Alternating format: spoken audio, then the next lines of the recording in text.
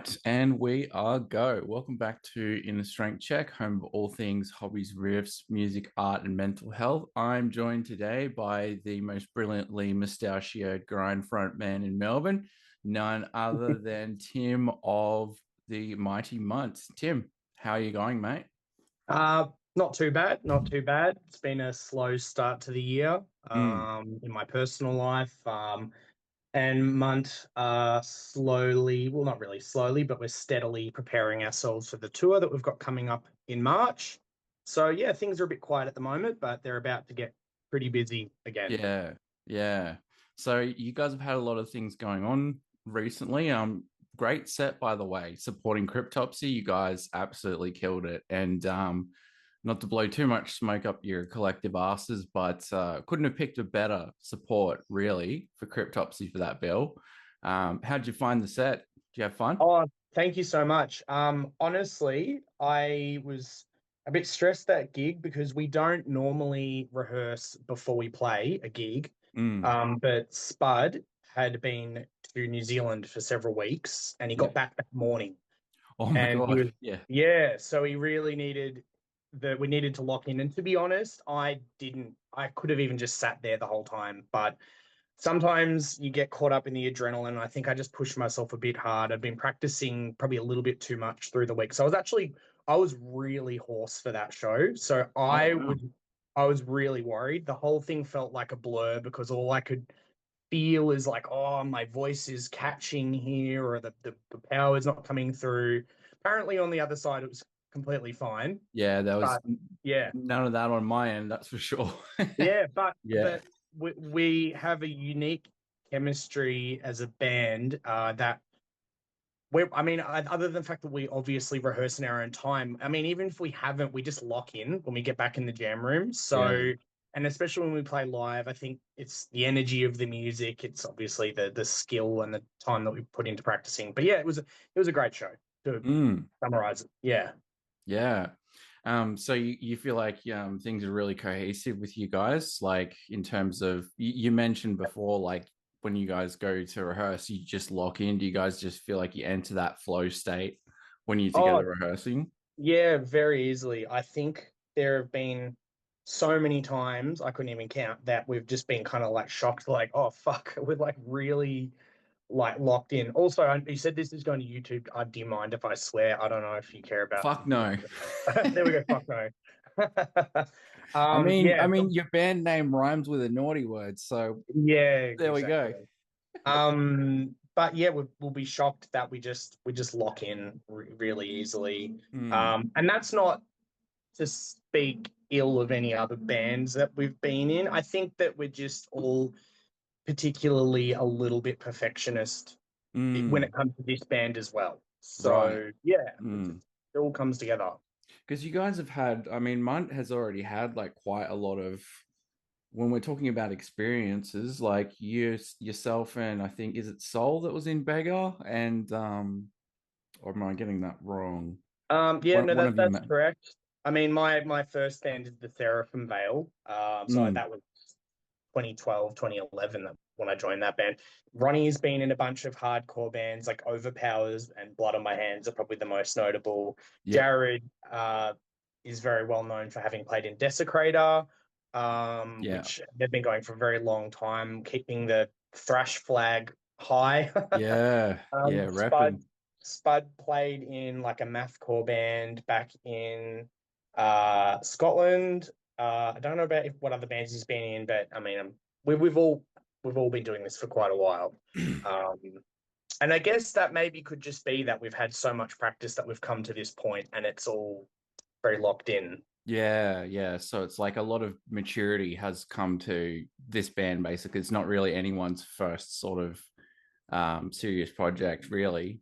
No, no. Mm, And I think even though we've never been a band who have been like, oh, and people in the band have like, we've floated the idea, but the goal has never been we want to be a massively touring band away from home 9 months of the year or something. But we're also mm, not a band who's, I mean, maybe at the very start it was like, we're just writing good music and we're playing some shows that like or like small stages, like floor shows, whatever. And I mean, that is kind of the grind, like sludge kind of spirit anyway. Yeah. Uh, yeah, we're definitely in that middle point of being like, no, we can really make something of this. Mm. So we want to do it right and do it well.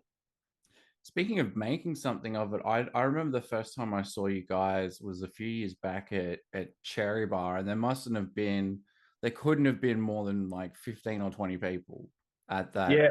at that gig. And contrast that now to how many people were watching you guys early for Cryptopsy, which in and of itself is impressive because that's one of those sorts of gigs where a lot of people will just tag along for the headliner. Oh Um, yeah. so do you feel like, I mean, you guys have been generating a lot of buzz online, even with like international press and stuff, but how are you feeling about kind of the reaction home side in Melbourne? Um, yeah, I to be honest, I feel like the others in the band have been kind of watching the numbers go up a bit more and be like, whoa, this is really exciting. I'm not naturally inclined that way. Yeah, Maybe it's a self-consciousness. Maybe it's just sort of I like to keep myself a bit humble. I don't want to be, yeah, I don't know. I don't know. I'm not really drawn to that. But I've been hearing that, like we've gone from X amount of, daily listens to like set many fold listens. And I'm like, that's kind of crazy. yeah, Like I always thought that a full length album would draw more people to us. There's something strange about full length albums these days, even though bands can get by releasing single EP, split, whatever. I think full length albums still have a bit of that draw to them. yeah. Like, I don't know, I guess I didn't fully expect it, but it seems to have been maybe people were waiting for it. Like, this will be the defining statement. So now I'll check the band out. But yeah, that definitely seems to be the case. Yeah, I mean, even for me personally, the first time I'd seen you guys, it was just off. It probably would have been around the time of your second EP release, if I'm getting my dates right. And Hmm. even I was sitting there thinking, man, these guys need to put out a full length, but not in terms of an EP not being good enough, but just I want to hear more. Yeah, You know what I sure. mean? And yeah, Yeah, even as a being in the band, when I'm writing, I'm writing as like a fan of the kind of music that we play, and yeah, like I would even think like I really am excited. I would be excited to hear how we would pull an album together, mm, because I mean, I guess with this sort of music, maybe getting in quick and out quick does have its strength. It like, I mean, sometimes when you're writing a song, you might have a hook that comes one time, and you're like, "What the fuck was that?" yeah, And some people might say, we'll do that 10 more times. But then there's the other thought of, well, yeah, you got to force them to listen to the song again to hear that one bit. yeah. So there is that as one side of it. But yeah, to what you're saying, like even as a fan of the band myself being in it, I was like kind of keen to see what would happen. Yeah, yeah. And in terms of writing, so what's the kind of the lion's share of the arrangements? Is everyone sort of in their own lane with who's writing for what part, or is it a bit more like synergized? Like, do you guys how is it a collaborative effort? Because it's a melding of a lot of different styles in your sound. Yep. Um, at the very so Spud created the band, and Spud generally generates most of the momentum with Mm, things. mm, I write a lot of music as well, many demos. We tend to do demos isolated, and then we bring it up, and then it's either this is great as it is, or maybe there's like some riffs in here that could be taken out and it could become a whole song from that. We mm. don't really write. I mean, I would say the traditional way of writing doesn't really resonate for 2026 now, meaning you're in it seems like an outlier experience to be in the room and here's a riff Yeah. and we're going to play it 10 times and what comes next. Mm, Um, so I don't think that's too different from many other bands. mm. Uh, but we do, I wouldn't say it's an issue, but it does have its unique challenges that there are many cooks in the kitchen. You Yeah. know, there are many of us who have ideas, and I think that tension breeds great outcomes. Yeah. There are bands that've got a single songwriter and they've got a very strong vision, and they probably get some feedback, and that has its strength. But I think there is a kind of an exciting tension in going, well, I want to do it a bit more this way, and I want to do it this way, and different approaches coming in. And like you say, we're cramming a lot into our sound, and Yeah. I think that makes us a bit unique. Some people might be like, oh, I wish this was just straight up, black and crust D beat, and I don't want any breakdowns, and I don't want any, slams or Yeah. six or whatever. But I think we'd probably be lying to ourselves if we tried to do something singular. Yeah. Yeah. And I think it's that whole saying, variety is the spice of life. And in your guys' case, it's really worked. Like even with it's funny you mentioned that on the note of the new LP, it does sound like you guys have branched out a lot more, like just sonically, even for yourself vocally, too, Tim, because I hear a bit more of like a kind of the old hardcore influence coming in vocally there. Like I can hear a bit of those sort of that like real raspy sort of almost gang chanty sort of styled vocals. And I've noticed that you guys have had more backup vocals, like dual vocals and that sort of thing. So in terms of for yourself, have your vocal influences changed, or it's just a matter of experimenting and adding in different elements? Like what's that like for you? I would actually say that it's a bit of a long story, but I will start with after COVID, I had really significant challenges with my voice, Mm, to the point that I was a bit unsure about it. I even Alana, who did guest vocals on our record, she's been a long-time friend of mine, and she's a singing coach, and sometimes I'll talk to her, and she was like, it might even be possible that like COVID did some long-term damage. yeah. We kind of investigated a few things. I think at the end of the day, it was that being in lockdown, I just wasn't keeping up my practice enough. Yeah. And I've not even in my own words, like I have an enormous range. I've when I was young, my goal was to be able to do everything. Yeah. When I was like, 16, like I started vocals when I was like 13, but when I was 16, I was like, I want to be in a band, and I would listen to any band and I'm like, I have to imitate that sound. Yeah. Like from like Devourment and Condemned to like Cattle Decapitation to like Wolves in the Throne Room and Mayhem and Whitechapel. So many influences. And it's amazing to have that, but it's really hard to maintain. Yeah. I And I think, imagine. Yeah. yes, and there's a lot of different techniques going on. It's like, I mean, imagine being an Olympic athlete, but you're doing all these different kinds of things. You're Mm, pulling your body in all these different directions, and it could be possible if you had the time and the day to train it all. But it's challenging. So where that landed with the album is that over the last couple of years, specifically since, well, there was the two singles we did, but Pain or Ouroboros, I had a lot of challenges there. I mm. couldn't do the kind of crisper, kind of shouty yells that I used to be able to do. My voice was getting like stuck. My screams weren't like, they were gnarled, and they weren't having the same tone that they used to. Because I it was almost hard to believe, just from not practicing. I'd lost so much Yeah. range over those that year and a half of COVID. Mm, So this album, yeah, it's interesting. You observe those the more yells and things like that, because those are things I wanted to keep in our sound, but I just lost the ability to do them well. mm. So before the album, I actually just stripped things back because I'm like, I'm not going to put that in there if I can't deliver. Yeah. So in the lead up to the album, I did some lessons with Alana. I was very diligently practicing not only my heavy vocals, but my singing, all of these things. Like I completely lost my ability to do falsetto, and Wow. that's where I was worried. I was actually that's why I was worried I'd done damage, because my voice couldn't hold it. I've actually managed to get it back, Oh, that's good. which is really relieving that there's not some serious damage has happened. But that's what I'd gone from having all this stuff to the bare minimum. So yes, for this album, it was also satisfying having the most dynamic music that we've had as a combination of all our efforts. But I've got myself back to a point, almost Mm. like regressing back to a higher level, to be able to deliver with that. Mm. So it's almost like you had to basically, it's that old. I think a lot of people don't realize that too about especially vocal technique. Use it or lose it, and it sounds like a lot of Yep. that had atrophied. But so walk us through a little bit with your vocal coaching and like what your practice routine looks like. Then, if you've, is it Yeah. regimented So or is it a bit sort of bits and pieces? How do you sort of structure it?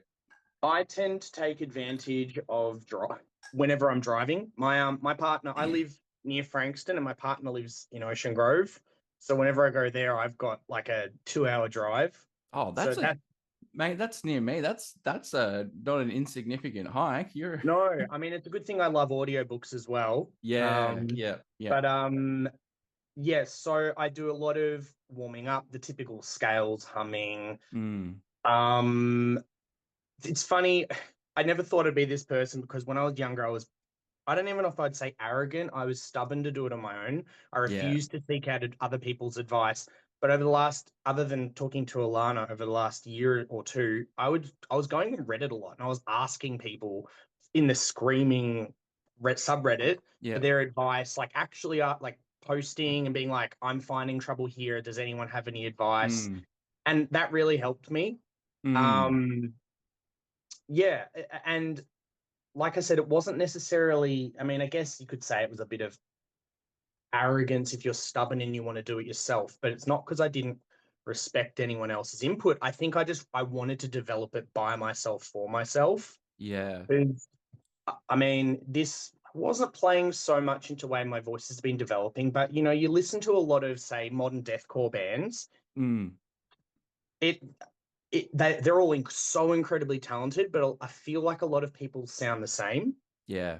And it's almost like how there are all these plugins for recording music that give you instantaneous like mastering results or compression or whatever. Mm, Or this, I've just got Superior Drummer 3, funnily enough. But like you everyone kind of ends up sounding the same. It's high fidelity. mm, Um, and I think that's part of why I wanted to avoid it. But at the end of the day, it really helped to seek out the advice from the contemporary vocalists who are learning all the new techniques and tricks.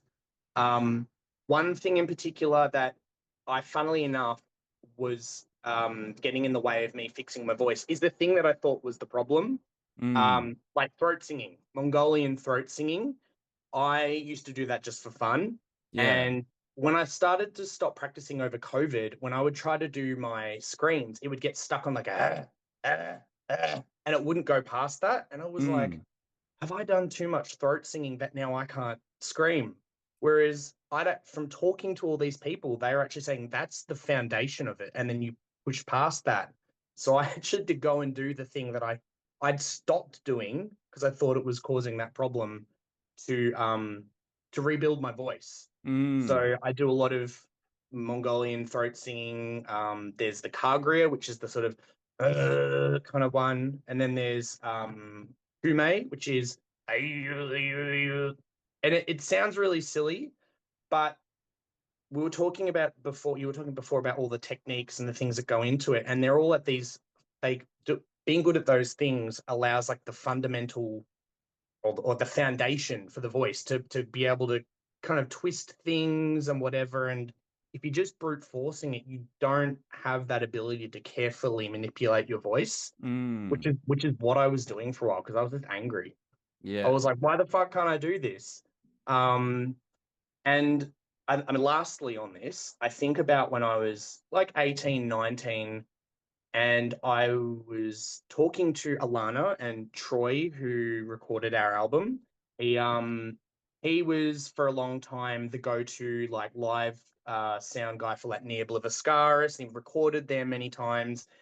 And I would hear about the practice regimes of like the guys in those bands where Oh, it they would must be be mental for those yeah, guys. yeah, Yeah. and like especially for vocals, there was this idea of you basically just want to almost be like talking softly with like a tone, and then you project from there. And when I was younger, I was like, "Fuck that!" Like I want to be as loud as Yeah. You want possible, to and as yeah, and people would brutally just as you and can.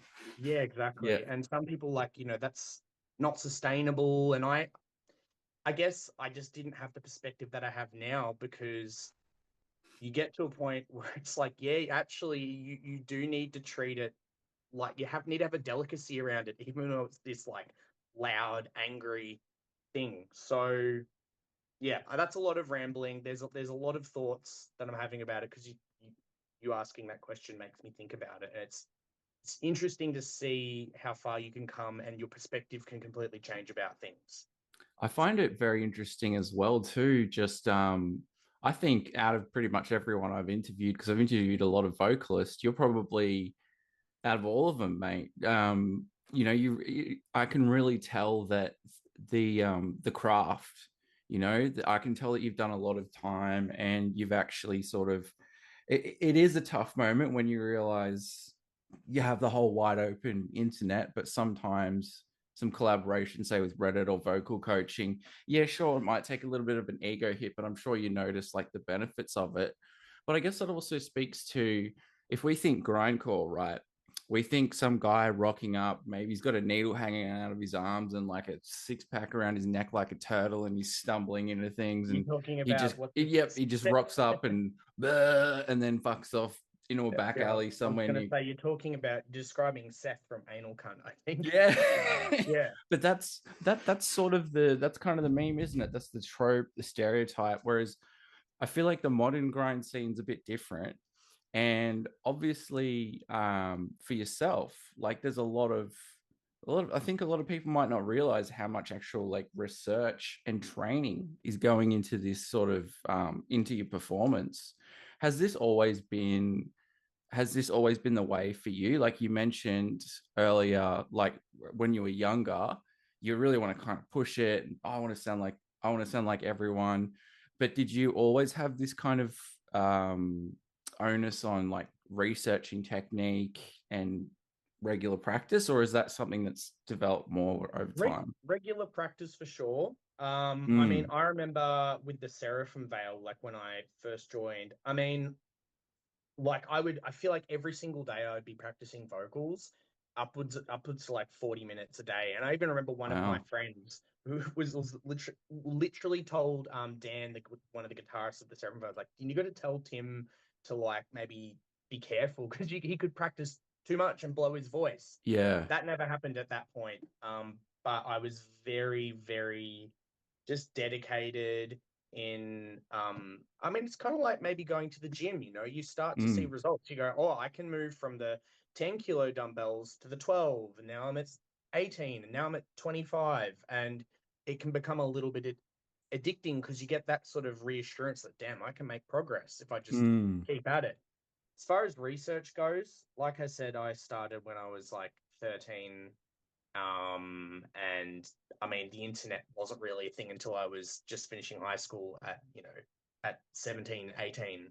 Mm. So a lot of it was just making it up. I would just listen to a band and I'd try to like kind of copy the sound. Like I'd hear the pitch and I'd hear that sort of particular texture and go, how is he doing that?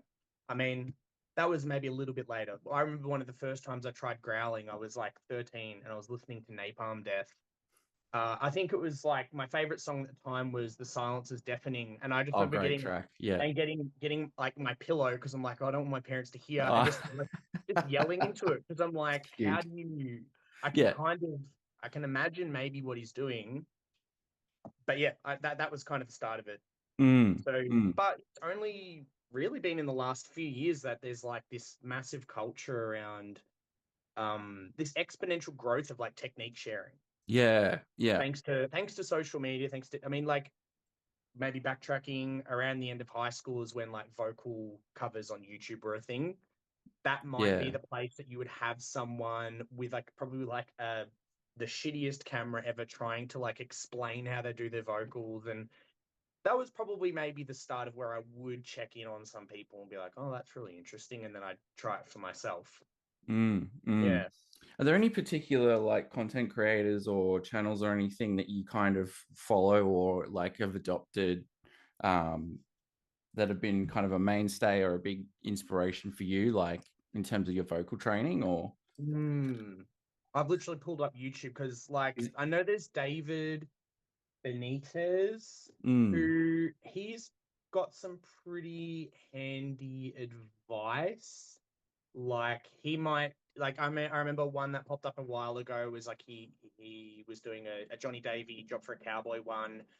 And I mean, I kind of had already figured some of this stuff out, but it was a good way to refresh my memory or change the way that I could think about creating sounds. Like he would go, like you want to have that kind of a voice, and then you add Mm. like a behind it, and it it wasn't going super deep into it, but it was things like that are quite handy in giving you a quick kind of a shortcut to Yeah. starting your exploration with a certain sound. Um, to be honest, though, I mean, there are probably people that I could name. I don't even know if they're that active on YouTube anymore, but there's not really that many. Yeah. Yeah, I think Mm. it funnily enough, it was more about fixing my singing voice. Yeah. I could probably find them now, but it was people to do with like fixing your falsetto, strengthening your head voice, expanding your range, that sort of stuff. Rather than because I know exactly where things should come from, Mm. but I had to expand my voice to get back to be able to access those spots again, if that makes Right. sense. Yeah. Yeah. Yeah. It was the singing stuff. And if anyone's going to watch this and be thinking, "Oh, how can I do that?" I would really suggest you could brute force it. You could just go, "I want to just do heavy vocals," but training your voice, like singing wise, I mean, even voice acting, those Yeah. kinds of things can help you in your journey as a heavy vocalist so much. Mm. Um, because just before, the simplest thing in changing the way your mouth sits or dropping things, it completely changes your ability to project a certain sound. Yeah, definitely. Well, in terms of projecting certain sounds, you've definitely going just circling back a bit in terms of the production, like the mix on the new album. I gave that thing a righteous flogging when you guys released it. I just had a listen before we jumped on, and you mentioned Troy did the production. What was the experience like recording the latest LP? Because I think that's another thing that's been quite impressive and gotten a lot of good feedback. And for yourself too, even vocally, like there's a lot of punch with the vocals in the mix, and I feel like the mix has a nice mix of just enough kind of like hardcore grind kind of grit with some modern metal polish. That's just Yeah. my take on it, but yeah, the mix is sounding good. What was your experience like with recording the latest album? So I've recorded the Seraphim Veil recorded our first EP with Troy. I don't know if anyone else in the band had recorded. Maybe Jared had recorded or worked alongside Troy before, but no, it was incredible. Troy is honestly such a mastermind. He's like almost so quiet and like about his knowledge and expertise that he has. Um, yeah, it was great. We recorded at his home studio. We did record the tracks at Pony and Hallam for drums, sorry, Mm, which was a nice throwback because that's where I'd recorded with Troy like over a decade ago. Um, but really, the rest of it was done at Troy's house. He has an incredible home studio set up. He's just like he knows when to sit back and he knows when to push you. He has great ideas. I mean, he's a musician himself, particularly a drummer, so mm, he has a great feel for me in particular for vocals, for yeah. giving ideas about timing. Like if I'm trying to do like triplet things with my voice, he might instead suggest something a bit different. Um, yeah, really great because I think we've worked with a couple of other engineers or several through in different setups, and they've all been fantastic. Um, but and it's kind of one of the reasons why I was keen to work with Troy is that he really does. If he likes the project he's working on, I'm sure if actually it might be the case regardless. Yeah, he gives that feedback. He gets invested. So that was a great experience. Um, Troy's personality, it's almost like hanging out with an older brother who just kind of knows everything. Yeah. He'll stir you a bit, Yeah. but you can really like rely on him. Yeah. So, you know, like I couldn't recommend him any more highly for people. Um, and he's really quite malleable and responsive to what you want to achieve with your sound. Because you mentioned the grind kind of sludginess of the mix. And I mean, I think Troy probably would have just known from the beginning that that's what he needed to do for Yeah. us. But look, Troy's worked on a lot of different records, and some of them are like pristine. I mean, the Neobliviscara stuff, it's all I think Yeah. Bellocore he's worked with, it's like pristine, like clean, Polished. precise, polished. Um, and like, but I never thought that Troy was going unless we'd asked him. I didn't think he was going to go about that. But I think that just goes to show that he's got such a ability to do all these different things. Because Mm. sometimes people have got a very particular niche, and that's just what they do. Yeah, well, it sounds like he's got a good, like, comprehensive view of things. Because if you're someone who's coming at it like from a drumming perspective, even the fact that an engineer is like making suggestions about things like triplets and timing for vocals as well. I mean, that just goes to show that there's a details orientation there across the board, Yeah. and you Yeah, can hear that. absolutely. Mm, And I really appreciate that. I think maybe to cycle back to the very start of your question, just the general process of working the album, you know, we'd quite thoroughly pre-prod everything. I mm, think the last thing that had to come together was the lyrics. I mean, I'd spent many, many, many months. I mean, to be fair, it's probably a couple of years building the concept in my head. But once we kind of decided this is the album, it was probably like 9 to 10 months of solid work, research, writing stuff. Um, Hang on, I've had a blank. What we're talking about the process, well, pre-proing. that's a good lead on.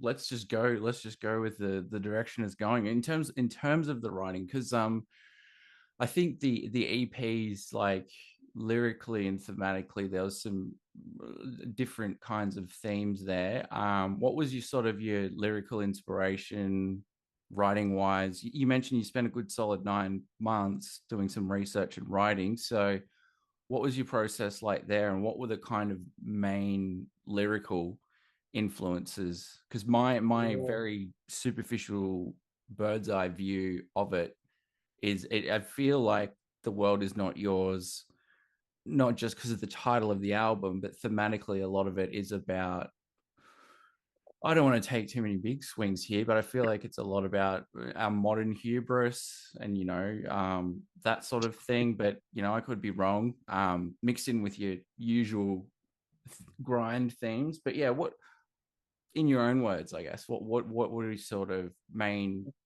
lyrical Well, influences? tying up the point from the process of recording and stuff, I've just finished a 4 year uni degree, so that's one thing that made it very hard to pull some things together in the end. But Mm, that also relates to the writing. It's I just finished a social work degree, so I think that the process of studying social work in particular um, really had me thinking quite critically about what sort of the state of things, not just in the world at large, but like our society. There was mm, even a moment where we were talking about one of the samples on the album, and I used Australian news reports, and the guys are like, "Oh, I hate, I hate hearing an Australian accent," and I'm yeah. like, you know, and then I think maybe Troy even said, you know, you do need to consider like the global relatability, and I was like, well, that's kind of the opposite of what I want to achieve because I'm an Aussie. I'm living Mm, in Melbourne or Nam, and there are very particular things that are going on. I mean, yes, globally, but also here, and I kind of want to capture that. yeah. So yes, the writing, social work, thinking about things that are going on in society. Yeah, like maybe I'll go with to the title. I think there was just a point towards the end of my degree where I'd just been thinking about like how stacked against people, how things are so stacked against people at the moment, and things like oligarchies and demagogues and just like big corporations, and just I think I've always been an optimist through my life. Like I've always had a very critical, bleak outlook, but I've had an optimistic side, and I think I got to a point where I'm like, I feel like the optimist in me is kind of dead. And it Mm, was like, there's this idea when I don't know how old you are. I'm 33. I'm a millennial. I was raised to think, oh, you can do anything in the world Yep. if you set your mind to it. You can achieve. And look, it's good to encourage people because maybe it pushes them along. But I felt like that bubble finally burst where I was looking at things and I was just like, we're so insignificant. Like, you know, I mean, yeah, I guess you could push yourself hard to be an entrepreneur and go out and do things, but at the end of the day, the world, I don't know, it's not made to benefit the small person, really. Yeah. The world is not yours. And the title, I don't know exactly where it first came from. I think it, funnily enough, might have come from one of the popular songs by the rapper Nas Oh yeah, I called love Nas. Illmatic. Yeah. Yeah, Yep. The World Is Yours. Yep. That was a Oh song for yeah. years I would listen to Yeah. when Great I'm album. waking up in the morning. If it wasn't Carnival, it was Nas. Mm. And I'm like, I want to listen to something like when I'm having a coffee or I'm on the drive to wherever I'm going, that's sort of motivating, has a good vibe. And alongside those realizations when I'm doing my degree, I was like, what's the fucking opposite of that? Like, not just the name, but like it sounds kind of cliche because metal bands have been singing and hardcore bands have been singing about, oh, the world's fucked and Yeah. philosophizing over politics and economics and that stuff for a long time. And I guess the Australian context, it was just about almost my transformed realization. Yeah. That's not I have not even really spoken that to anyone in particular, to be honest, about the album. But that's kind of the crux of it. It's that moment of the flip Yeah. when you realize, holy shit, like the world, like everything's out of my control. There is Mm. so much wrong in the world. And like the outcome I would want for people when I've wanted this fight, the Seraphim Veil, when I've written kind of similar lyrics, is it's bleak, but I hope that it makes people angry to be motivated to try and do something within their control to make a difference. Yeah. Not just to beat you down and be like, oh, I I feel like shit. I can't do anything about it. And maybe some people will have that outcome when they if they read the lyrics or similar lyrics for similar bands. But that was kind of the motivation for what I'm writing. Mm.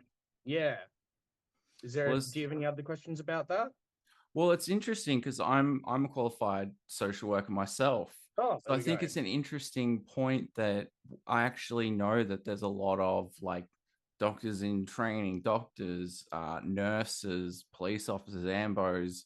A lot of the metal community is comprised of folks like ourselves. And I think people will often look at metal, say, compared to punk, and be like, oh, it's more intellectual or cerebral. But really, my read on the scene, especially in the Melbourne scene too, in particular, is there's quite a lot of people coming in from the helping professions. Mm, And I think people misconstrue what metal's about sometimes, like lyrically, right? Like people think, oh, that's just all someone getting something off their chest, or that's all negative and dark.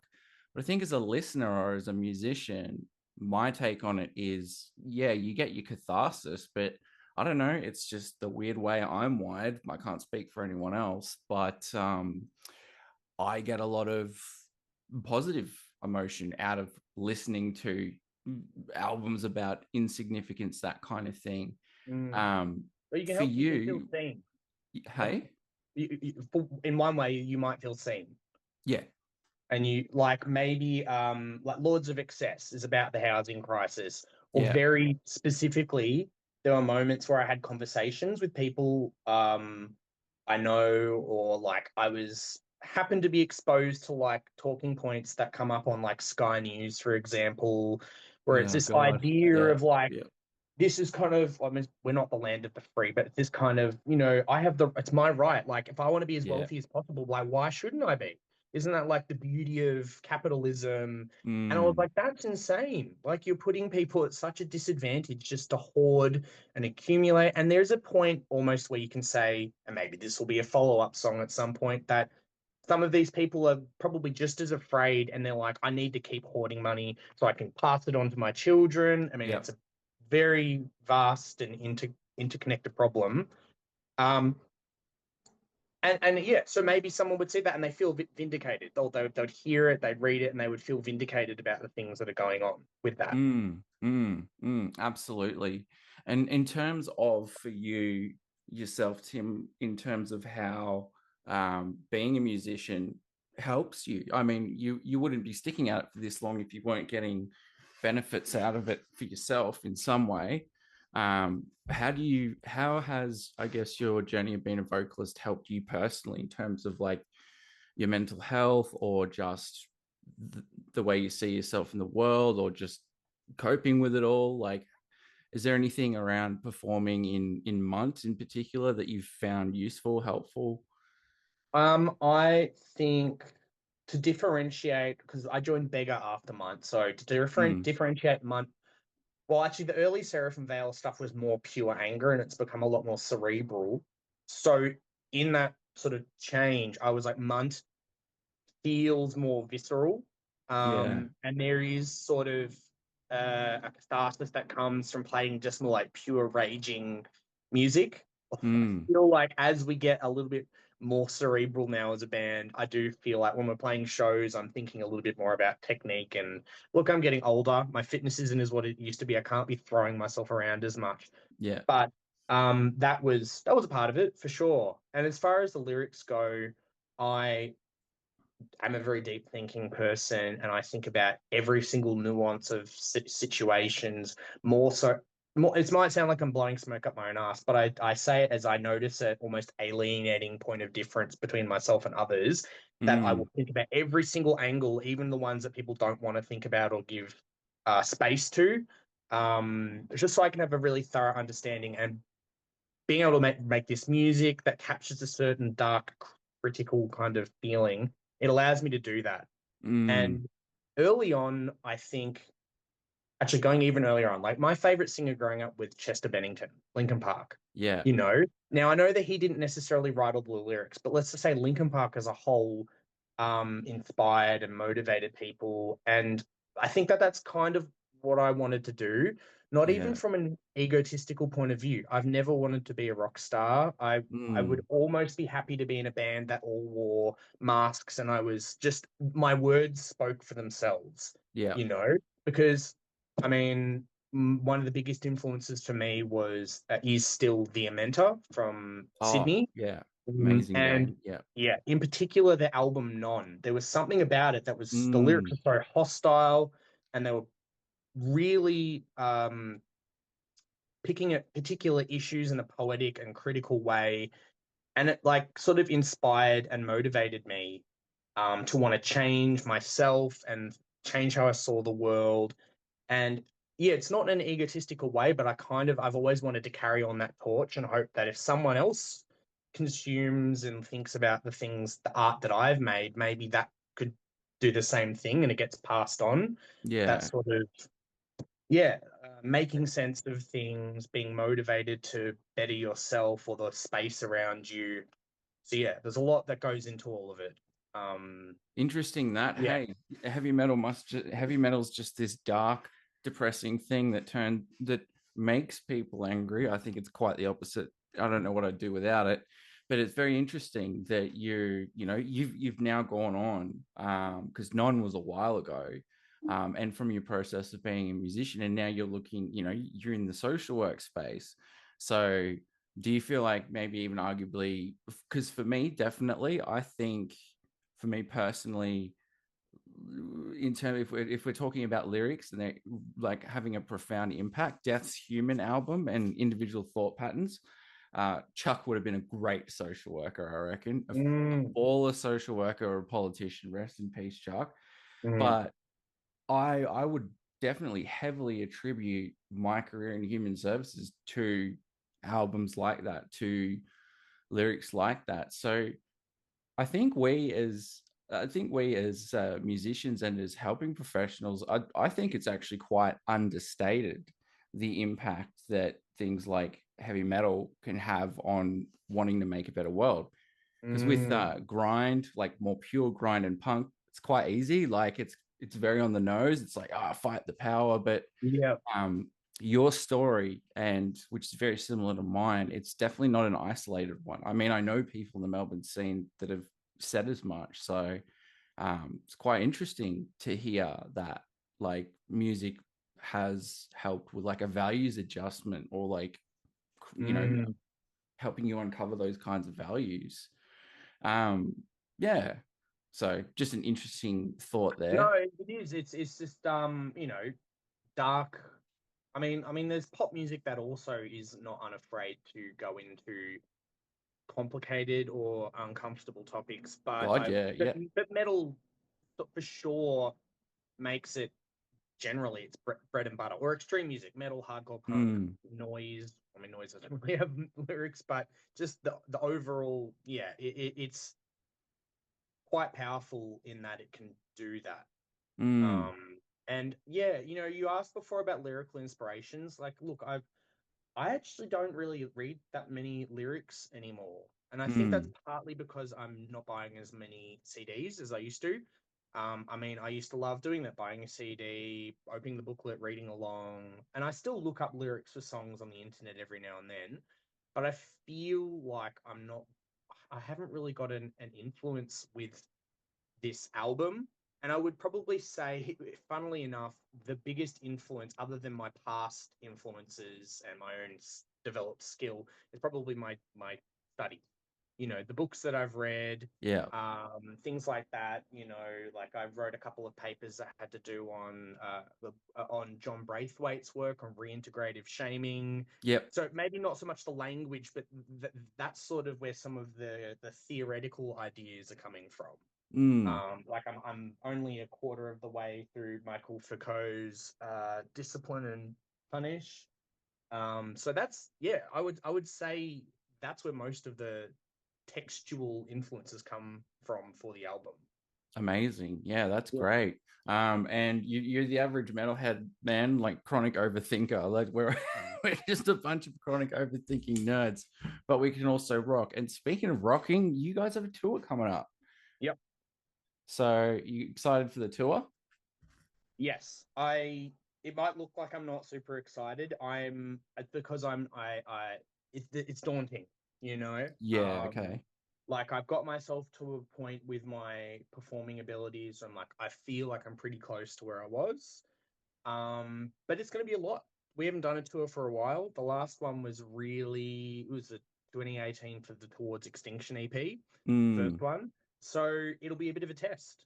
mm, I think once we've started it, I'll be like, okay, this is exciting. yeah, And once we get off stage, I'm like, it's exciting because I guess we are at that point now where we do have a bit of a following too, and we don't want to. We've never fucked around, but I know, and the others wouldn't want to disappoint people. We want to be as on our game as much as possible, and it's a bit daunting.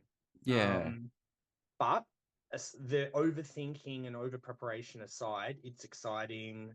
Going alongside Nembitolic will be great because those guys are just insane. Like they just have such a cool sound and energy about them as a band. We're still in the process of sorting out like lineups, but it's getting pretty exciting thinking about the shows we'll be putting together for people. I feel like there's going to need to be a lot of deep heat going around after those shows for yeah, people, yeah. and heat Especially with packs and all that. Nebulike, you'll need DP even just from being in a crowd at a Nebulike show. Yeah, yeah. But yeah, no, it's exciting. I'm looking forward to it. Yeah, hope to see you at one of our shows. I'm sure I will. Hell yeah, Yeah. absolutely. Yeah. Well, yeah. So I think we're going to a couple of places we've never been before. We've never been to Penrith. Yeah, yeah, you're doing Um, some regional-ish like Yeah, there's ventures off. another one in there I've not been to before. I Mm, mean, that might be in the future as well. Like, yeah, when you get to a certain point as a band, depending on how you want to do things, you might not repeat the same locations that many times. yeah, So we're probably getting to a point where we might do, we have Melbourne shows, and if supports come up that are great, we're like, all right, take that. But it would be, I think that looking forward as well, it would be fun to do some more regional shows. mm, Um, I mean, they've been happening more frequently as of the last several years because for a while it seemed like they were like completely ignored. yeah. It's really It's picked funny up. though. I think I mean, Newcastle isn't really regional, but that's one place that when I played there for the first time, it was so strange because it's just like a pub and there's just people who are knocking off work that are there. And it's like, this is this is almost uncomfortable that they've got these people looking over going like, what the fuck You're like, is oh, this? sorry. Yeah. Yeah. But at the same time, like I've heard funny stories about when people have played in like regional venues and it's been kind of like that. But then by the end of it, even if people like don't like the music, they're like, that was crazy. Yeah. Like that was You know, nuts. I don't know what and that maybe, was, but it was yeah. cool. Yeah. And maybe they even came out for the gig, but they might just be coming out because they're like, it's any metal at all. Anything. It's something. And Yeah. yeah, Mm. yeah. And it might be their favorite band might be like Parkway Drive or the Amity Affliction, but they would Yeah. probably still be like, this is cool. Yeah. You know, they get to experience something crazy. Yeah. Awesome. Well, you know what? I will be seeing you guys when on that tour. And I also would say if you ever come down to Geelong, say Barwon Club or whatever, you'll have one guy there, at least me. Yeah, I was literally at the Barwon Club last weekend with my partner. We just wanted to get a beer for the day. That was a cool venue. Yeah, so we didn't actually manage to get Geelong on this run, but I think that's not one of the like super out regional kind of shows, but Yeah, that's yeah. definitely It's not, at the yeah, top of it's the not as list. regional as, yeah. Yeah, I think we were meant to play there, but it just didn't work out not long ago. But that's on the top of the list.